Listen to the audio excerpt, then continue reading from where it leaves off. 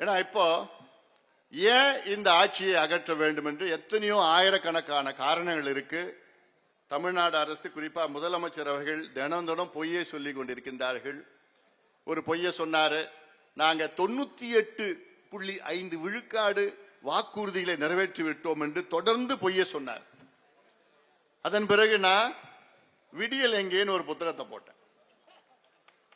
இந்த புத்தகத்துல திமுக எத்தனை வாக்குறுதிகள் தேர்தலுக்கு முன்பு கொடுத்தது, அதில் எத்தனை வாக்குறுதிகள் நிறைவேற்றி இருக்கின்றார்கள் என்றெல்லாம் தெளிவா புத்தகம் போட்டு ஒவ்வொரு வரியிலும் எத்தனை வாக்குறுதி எண் 258, வாக்குறுதி எண் 389 அப்படிலாம் சொல்லி எல்லாம் ஒன்னும் போட்டு இதுல மொத்தமா 505 வாக்குறுதிகளை கொடுத்தார்கள் திமுக ஆட்சி வருவதற்கு முன்பு. அதில் வெறும் 66 தான் நிறைவேற்றிருக்கின்றார்கள். அது விழுக்காடுன்னு பார்த்தா வெறும் 13 விழுக்காடு, 13%. 505 வெறும் 66 முழுமையா நிறைவேற்றிருக்கின்றார்கள், 13 விழுக்காடு. ஆனால் முதலமைச்சர் எவ்வளவு சொன்னார் தெரியுமா? ஒரு நாளைக்கு 99% நாங்க முடிச்சிட்டோம். இன்னொரு நாள் 98.5. நீங்க நம்பணும்ல, 8.5 சொன்னா நீங்க நம்பிடுவீங்க. இன்னொரு நாள் 92, இன்னொரு நாள் 88, இப்படி எல்லாம் சொல்லிட்டு இருந்தார். அப்புறம் நான் புத்தகம் போட்டோன்னே அதெல்லாம் கப்பு சிப்புன்னு ஆயிட்டானுங்க. ஒன்னும் பேச முடியாது. 13% தான். 13% எவ்வளோ? ஒரு எக்ஸாம்ல பாஸ் மார்க் எவ்வளோ? 35. ஆனா திமுக எத்தனை மார்க் வாங்கியிருக்கு? 13 மார்க் வாங்கி ஃபெயில் ஆன ஒரு கட்சி திமுக. 13 மார்க் தான் வாங்கி இருக்குது, ஃபெயில் ஆயிடுச்சு. ஃபெயில் ஆன கட்சி மறுபடியும் ஆட்சிக்கு வரலாமா? ஆட்சிக்கு வர விடுவீங்களா? அவர்கள் ஆட்சி செய்வதற்கு லாய்க்கியற்றவர்கள், தகுதியற்றவர்கள், திறமையற்றவர்கள், நேர்மையற்றவர்கள், எதுவுமே தெரியாதியா. கொள்ளடிக்கிறது தவிர வேறு எதுவும் தெரியாத திமுக. என்னன்னு கூட தெரியல அவங்களுக்கு. சமீபத்தில்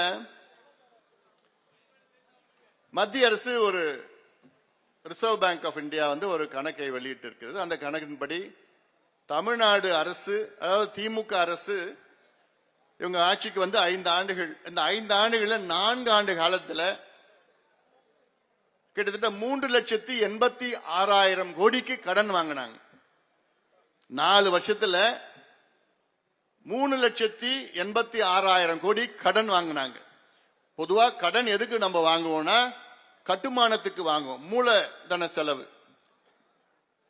அதாவது கேபிட்டல் எக்ஸ்பெண்டிச்சர் சொல்லுவாங்க. ஒரு கட்டமைப்பை உருவாக்குவதற்காக, இன்ஃப்ராஸ்ட்ரக்சர் பில்டிங்காக கடன் வாங்குவோம். ஆனா அப்படி கடனை வாங்கி திமுக அந்த 3,86,000 கோடியில எவ்வளவு மூலதன செலவு செஞ்சிருக்கிறாங்க தெரியுமா? 1,66,000 கோடி தான். அதாவது 3ல் 1 பங்கு மட்டும்தான் மூலதன செலவு, கேபிட்டல் எக்ஸ்பெண்டிச்சர் பண்ணிருக்கிறாங்க. கிட்டத்தட்ட 2,20,000 கோடி என்ன பண்ணாங்கன்னு யாருக்கும் தெரியல. அதாவது இன்னும் உங்களுக்கு புரியுற மாதிரி நான் சொல்றேன். இப்ப மூலதன செலவுனா கேபிட்டல் எக்ஸ்பெண்டிச்சர்னா, கேபிட்டல்னா இன்ஃப்ராஸ்ட்ரக்சர் பில்டிங், கட்டமைப்புகள், ஒரு பிரிட்ஜ், ஒரு போர்ட், அப்படிலாம் சேர்ந்தா அது ஒரு ஸ்கூல் பில்டிங், ஒரு காலேஜ் கட்டுறதெல்லாம் அதுதான் மூலதன செலவு. அதுல இன்னும் நிறைய வளர்ச்சி அடையும். இப்போ ஒருத்தர் ஒரு வீடு கட்டணும்னு ஆசைப்படுறாரு. முத்து, வீடு வாங்குற கட்டுற நீ. இப்ப முத்து வீடு கட்டுறதுக்கு கடன் வாங்குறாரு. கடனை கொடுக்கறாங்க, வீடு கட்டிட்டார். வீடு கட்டினதுக்கு பிறகும் அந்த வீட்டுல வாழறதுக்கு மறுபடியும் கடன் வாங்குறார். தினம் சாப்பாட்டுக்கு கடன், கரண்ட் பில் கட்டுறதுக்கு கடன், தண்ணி பில்லு கட்டுறதுக்கு கடன், மளிகை சாமான் வாங்கறதுக்கு கடன். அப்படி வாங்கினா வாழ முடியுமா? நீ வீடு கட்டுறதுக்கு நீ கடன் வாங்கு, உன்னுடைய அன்றாட செலவுக்கு எப்படி நீ கடன் வாங்கலாம்? ஆனால் தமிழ்நாடு அரசு இதுதான் செஞ்சுட்டு இருக்கிறாங்க. சம்பளம் கொடுக்கறதுக்கு கடன் வாங்கிதான் அரசு ஊழியர்களுக்கு சம்பளம் கொடுக்கலாம். வட்டி கட்டுறதுக்கு கடனை வாங்கிதான் வட்டி கட்டலாம். பார்த்திருக்கீங்களா எங்கேயாவது? கடனை வாங்கி அதுக்கு வட்டி கட்டுறதுக்கு, அந்த வட்டி கட்டுறதுக்கு கடனை வாங்கி மறுபடியும் வட்டி கட்டுறோம். இது ஒரு நிர்வாகம் ஐயா. இவங்களுக்கெல்லாம் திறமை இருக்கா ஐயா? அவங்களுக்கெல்லாம் அதுல வச்சுதான் 1000 ரூபாய் மாசம் மாசம் கொடுக்கறான். எதுல? கடனை வாங்கி மாசம் மாசம் 1000 ரூபாய் கொடுக்கறாங்க பாரு. அந்த கடனை வாங்கி தான் பொங்கலுக்கு 3000 ரூபாய் கொடுக்க போறான்லாம். டோக்கன் கொடுத்துட்டாங்களா? அது நேரடியா டாஸ்மார்க் டோக்கனை கொடுத்துட்டு போயிடலாம். இந்த 3000 ரூபாய் எப்படியாவது அங்கதான் போய் சேர போகுது.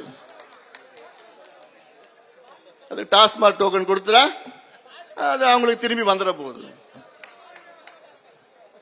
ஏன்னா எல்லாமே இப்ப இந்த தேர்தல் பயம் வந்துடுச்சு, தோல்வி பயம் வந்துடுச்சு. இந்த தேர்தல்ல தோத்து போவது உறுதி திமுக.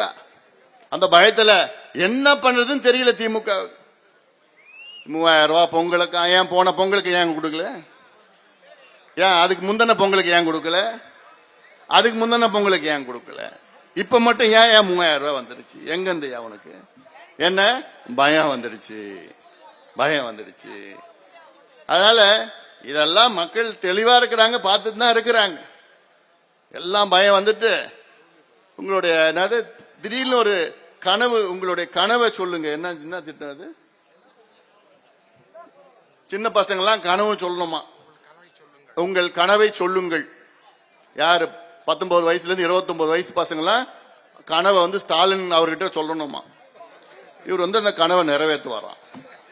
அப்போ அடுத்த ஆட்சியில், அடுத்த ஜென்மத்தில் கூட உணர முடியாது. இருந்தா தானே அடுத்த ஆட்சியில். அடுத்த ஆட்சி எங்களுக்கு தானே, நாங்க ஆள போறோம். செய்திகளை உடனுக்குடனும் துல்லியமாகவும் தெரிந்து கொள்ள சப்ஸ்கிரைப் பண்ணுங்க.